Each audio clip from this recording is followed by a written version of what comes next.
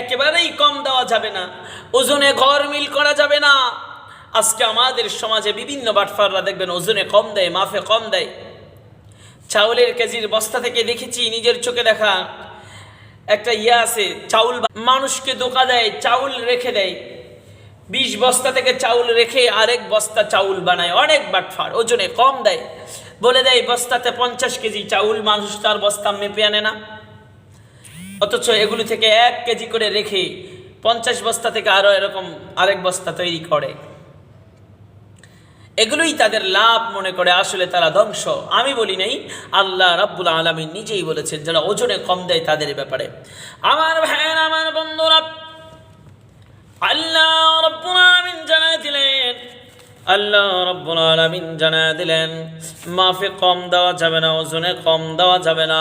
আল্লাহ রাব্বুল আলামিন বলেন, ওয়াইলুল লিল মুতাফফিফিন, দুর্ভাগ্য তাদের জন্য যারা মাফে কম দেয়, যারা ওজনে কম দেয় তাদের জন্য দুর্ভাগ্য। আল্লাযীনা ইযা ইক্তালু আলান নাসি ইস্তাওফুন। আমার ভাই, আমার বন্ধু, আল্লাহ বলে যারা লোকেদের নিকট হইতে মাপিয়া লইবার সময়, যারা মানুষের নিকট থেকে মাফিয়া লওয়ার সময় অথবা মাফিয়া দেওয়ার সময় কম দেয়, কম লয়, আল্লাহ রাব্বুল আলামিন তাদের ব্যাপারে জানা দিলেন, তাদের ব্যাপারে আল্লাহ রাব্বুল আলামিন জাহান্নামের কথা ঘোষণা করে দিলেন। তারা নিঃসন্দেহে জাহান্নামে যাবে। বান্দার হক নষ্ট করা যাবে না। আমার ভাই, আমার বন্ধু, বান্দার হক নষ্ট করা যাবে না। আল্লাহ রাব্বুল আলামিন আরো জানা দিলেন, ওয়া ইযা কালুহুম আও ওয়াজানুহুম ইউখসিরুন।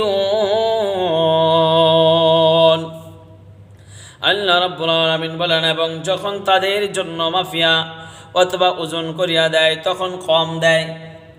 যারা কম দেয়, আল্লাহ রাব্বুল আলামিন তাদের ব্যাপারে বলেন, আলা ইয়াযুন্নু উলাইকা